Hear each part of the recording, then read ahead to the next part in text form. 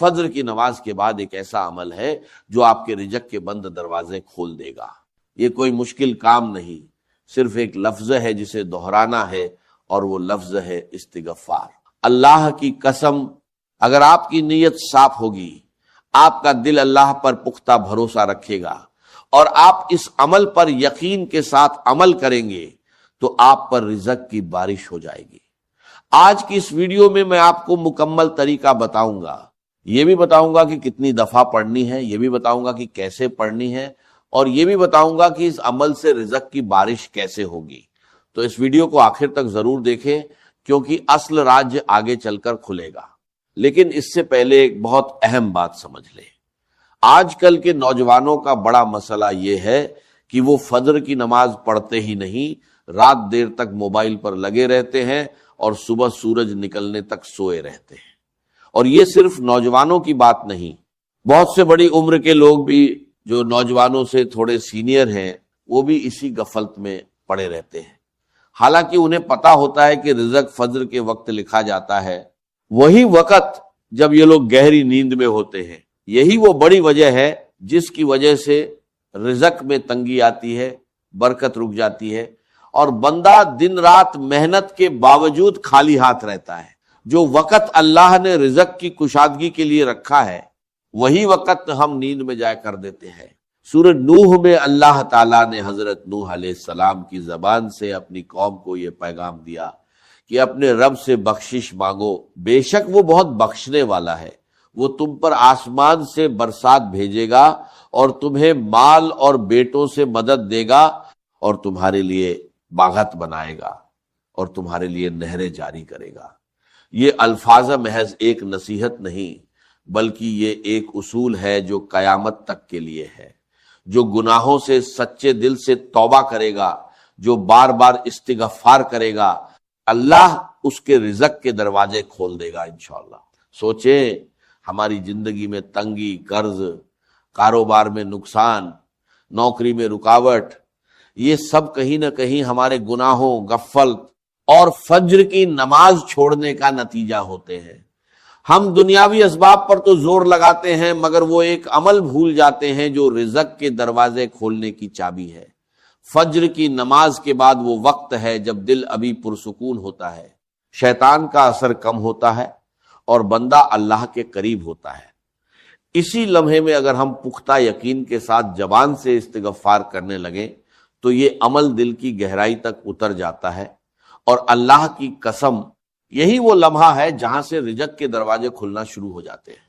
استغفار کا مطلب صرف زبان سے معافی مانگنا نہیں، بلکہ یہ دل سے شرمندگی کا اظہار ہے، یہ اقرار ہے کہ ہم اپنے رب کے سامنے کمزور اور گناہ گار ہیں، اور یہ پختہ یقین ہے کہ وہ رب جو غفار ہے، جو بار بار معاف کرنے والا ہے، ہماری تنگیوں کو دور کر دے گا۔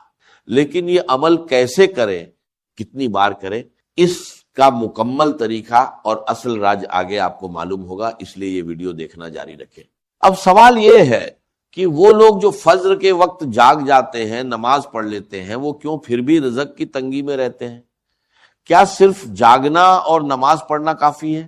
جواب ہے نہیں، نماز پڑھنا فرض ادا کرنا ہے، مگر رزق کے دروازے کھولنے کے لیے اس کے بعد ایک اضافی عمل درکار ہے جسے اکثر لوگ نظر انداز کر دیتے ہیں۔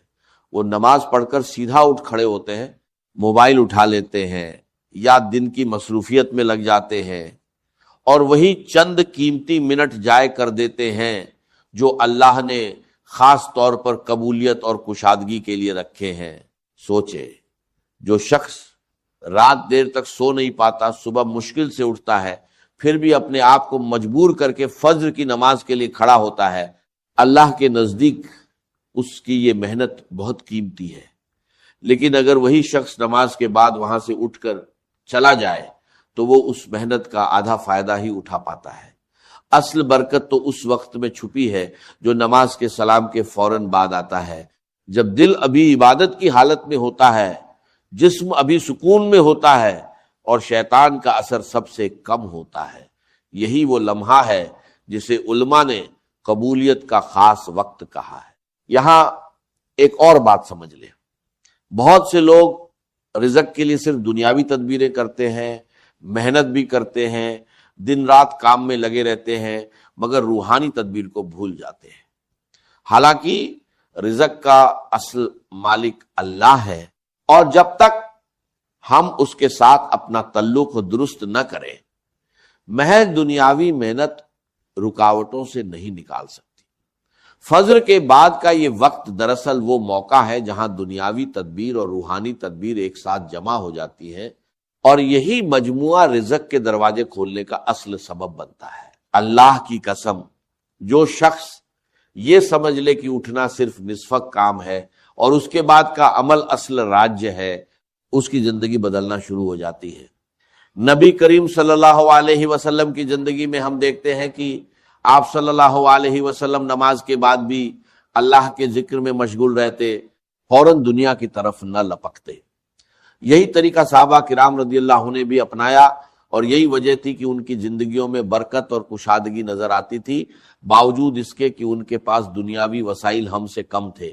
تو اگر آپ سمجھتے ہیں کہ فجر پڑھ لینا کافی ہے تو یہ سوچ بدل لیں۔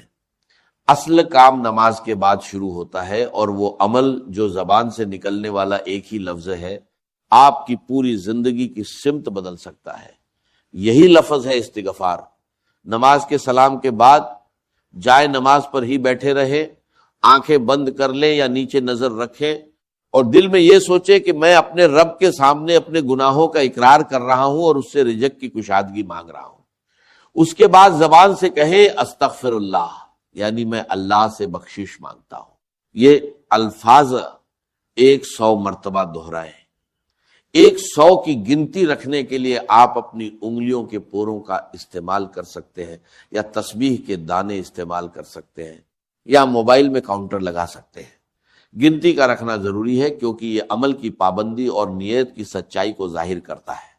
یاد رکھیں، یہ الفاظ صرف زبان سے نہ نکالیں، بلکہ ہر بار جب آپ استغفر اللہ کہیں، دل میں اپنے کسی نہ کسی گناہ کو یاد کریں، شرمندگی محسوس کریں، اور اللہ سے معافی کی امید رکھیں۔ محض زبان کی حرکت اور دل کی غفلت یہ استغفار کا حق ادا نہیں کرتی۔ اور جو شخص اٹھ کر فجر پڑھنے کی محنت کرتا ہے، پھر یہ 100 الفاظ بھی دل سے کہتا ہے، وہ ان لوگوں سے بہت آگے نکل جاتا ہے جو ابھی تک اپنے بستر میں ہی پڑے ہوتے ہیں۔ کچھ لوگ پوچھتے ہیں کہ اگر فجر کی نماز باجماعت مسجد میں نہ ادا کر سکے، مثلاً خواتین گھر میں نماز پڑھتی ہیں، تو کیا یہ عمل ان کے لیے بھی ہے؟ جواب ہے بالکل۔ یہ عمل مرد و عورت، جوان و بوڑھا، سب کے لیے یکساں ہے۔ اہم بات وقت کی پابندی ہے، یعنی فجر کی نماز کے فوراً بعد، چاہے وہ نماز مسجد میں ہو یا گھر میں۔ اور اگر کسی دن نیند کی وجہ سے فجر کی نماز قضا ہو جائے تو شرمندہ ہو، نماز پڑھ کر فوراً استغفار شروع کر دے، کیونکہ اللہ کی رحمت اتنی وسیع ہے کہ وہ توبہ کرنے والے کو کبھی خالی نہیں لوٹاتا، مگر کوشش یہی ہو کہ روزانہ وقت پر اٹھیں، کیونکہ برکت اسی پابندی میں چھپی ہے۔ ایک بار جان لینے کے بعد آپ کو خود حیرت ہوگی کہ اتنی چھوٹی سی بات آپ نے اتنے سالوں سے کیوں نظر انداز کی۔ اب سمجھتے ہیں کہ استغفار اور رزق کے کھلنے کا اصل تعلق کیا ہے اور یہ کیسے کام کرتا ہے۔ اللہ تعالیٰ کا نظام یہ ہے کہ رزق کی تنگی زیادہ تر گناہوں اور غفلت کی وجہ سے آتی ہے۔ نبی کریم صلی اللہ علیہ وسلم نے فرمایا کہ بندہ جب گناہ کرتا ہے تو اس کے دل پر ایک نشان پڑ جاتا ہے، اور یہ نشان اس کے اور اللہ کی رحمت کے درمیان ایک پردہ بن جاتا ہے۔ جب یہ پردہ موٹا ہوتا جاتا ہے تو رزق، برکت اور آسانیاں رکنا شروع ہو جاتی ہیں۔ استغفار دراصل اسی پردے کو ہٹانے کا ذریعہ ہے۔ جتنی بار آپ استغفر اللہ کہتے ہیں، وہ پردہ چھنٹتا جاتا ہے اور اللہ کی رحمت کا راستہ صاف ہونے لگتا ہے۔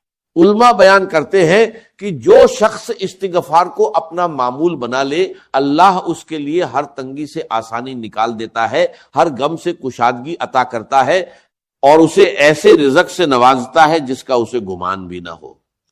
یہی وہ وعدہ ہے جو آج بھی 1400 سال بعد اتنا ہی سچ ہے جتنا اس دن تھا جب یہ الفاظ کہے گئے۔ رزق کا معاملہ صرف محنت اور اسباب کا نہیں بلکہ اس کے ساتھ دل کی حالت، گناہوں سے پاکیزگی اور اللہ سے تعلق کا بھی ہے۔ اب سوال یہ ہے کہ رزق کھلنے کی نشانیاں کیا ہے؟ سب سے پہلی نشانی یہ ہے کہ جو کام مہینوں سے رکا ہوا تھا اچانک ایک راستہ نکل آتا ہے۔ دوسری نشانی یہ ہے کہ دل میں غیر متوقع کے سکون آ جاتا ہے۔ پیسوں کی کمی ہونے کے باوجود پریشانی کم ہو جاتی ہے کیونکہ اللہ دل کو یقین اور قناعت سے بھر دیتا ہے۔ تیسری نشانی یہ ہے کہ کہیں سے ایسی مدد آ جاتی ہے جس کی امید بھی نہیں تھی، کوئی رشتہ دار، کوئی موقع، کوئی نیا راستہ جو پہلے نظر نہیں آ رہا تھا۔ چوتھی نشانی یہ ہے کہ خرچ کرنے کے باوجود پیسہ کم نہیں ہوتا بلکہ برکت کے ساتھ بڑھتا محسوس ہوتا ہے۔ یہ سب اللہ کے کھولے ہوئے رزق کے دروازوں کی علامات ہیں، اور جو شخص باقاعدگی سے یہ عمل کرتا ہے وہ خود اپنی زندگی میں یہ تبدیلیاں محسوس کرنے لگتا ہے۔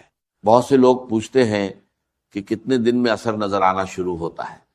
سچی بات یہ ہے کہ اس کی کوئی مقررہ مدت نہیں، کیونکہ یہ اللہ کی حکمت پر منحصر ہے، نہ کہ ہماری جلد بازی پر۔ کچھ لوگوں کو چند دنوں میں ہی کشادگی نظر آنے لگتی ہے اور کچھ کو ہفتوں یا مہینوں کا وقت لگتا ہے، مگر جو شخص مستقل مزاجی سے پختہ یقین کے ساتھ یہ عمل جاری رکھتا ہے، اللہ کی قسم وہ کبھی خالی ہاتھ نہیں رہتا۔ اصل امتحان یہی ہے کہ کیا آپ چند دن کوشش کر کے چھوڑ دیں گے یا اسے اپنی زندگی کا مستقل معمول بنائیں گے۔ جو لوگ صبر کے ساتھ اس پر جمے رہتے ہیں وہی لوگ ہیں جن کی زندگی میں اللہ حیرت انگیز تبدیلیاں لاتا ہے۔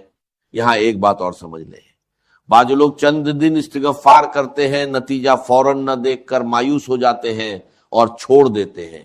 یہی سب سے بڑی غلطی ہے۔ اللہ کے یہاں دیر ہو سکتی ہے، اندھیر کبھی نہیں۔ جو دل صبر کے ساتھ جمع رہتا ہے وہی دل آخر میں رزق کی کشادگی دیکھتا ہے۔ اسی لیے یہ سمجھ لے کہ استغفار محض ایک وقتی عمل نہیں بلکہ یہ ایک زندگی بھر کا رشتہ ہے جو آپ اپنے رب سے جوڑ رہے ہیں۔ جتنا یہ رشتہ مضبوط ہوگا اتنی ہی رزق کی راہیں کھلتی جائیں گی، اور جتنی غفلت بڑھے گی اتنی ہی تنگی لوٹ آئے گی۔ اسی لیے فجر کے بعد کا یہ چند منٹ کا عمل دراصل آپ کی پوری زندگی کی سمت بدل سکتا ہے۔ بہت سے لوگ یہ عمل شروع تو کرتے ہیں مگر چند دن بعد رکاوٹیں آنے لگتی ہیں۔ سب سے پہلی رکاوٹ یہ ہے کہ آنکھ ہی نہیں کھلتی۔ اس کا حل یہ ہے کہ رات سونے سے پہلے وضو کر کے سوئیں، الارم کچھ فاصلے پر رکھیں تاکہ اٹھ کر بند کرنا پڑے، اور سوتے وقت دل میں نیت کریں کہ اللہ کے لیے اٹھنا ہے۔ جو شخص نیت کے ساتھ سوتا ہے اللہ اکثر خود اسے وقت پر بیدار کر دیتا ہے۔ دوسری رکاوٹ یہ ہے کہ نماز تو پڑھ لیتے ہیں مگر استغفار بھول جاتے ہیں، جلدی میں کام پر نکل جاتے ہیں۔ اس کا حل یہ ہے کہ تسبیح یا موبائل کاؤنٹر جائے نماز کے پاس ہی رکھ دیں تاکہ نظر پڑتے ہی یاد آ جائے۔ چھوٹی سی یاد دہانی بڑی غفلت سے بچا لیتی ہے۔ تیسری رکاوٹ صبر کی کمی ہے۔ کچھ دن پڑھ کر جب فوری نتیجہ نہ آئے تو دل مایوس ہونے لگتا ہے۔ یاد رکھیں، بیج بونے کے بعد فصل اسی رات نہیں آتی، وقت لگتا ہے۔ ایک بھائی نے یہ عمل مستقل 3 ہفتے کیا۔ کاروبار میں سخت مندی تھی، قرض بڑھ رہا تھا۔ تیسرے ہفتے کے آخر میں ایک پرانا گاہک واپس آیا اور ایسا آرڈر دیا جس نے سارا قرض چکا دیا۔ یہ کوئی جادو نہیں تھا بلکہ وہی اصول تھا جو اللہ نے خود بتایا، صبر کے ساتھ استغفار جاری رکھنا۔ چوتھی رکاوٹ یہ سوچ ہے کہ میں تو بہت گناہ گار ہوں، میری دعا کیسے قبول ہوگی۔ یہی سوچ شیطان کا سب سے بڑا حربہ ہے۔ جتنا زیادہ گناہ گار انسان اتنی ہی زیادہ اسے استغفار کی ضرورت ہے، اور اللہ کی رحمت گناہوں سے کہیں بڑی ہے۔